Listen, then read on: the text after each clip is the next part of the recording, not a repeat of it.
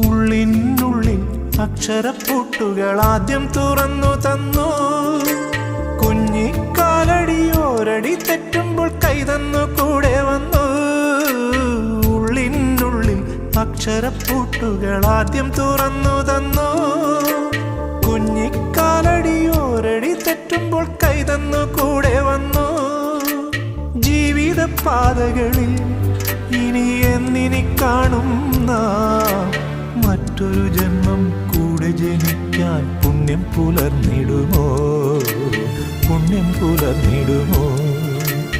ഇന്നലെ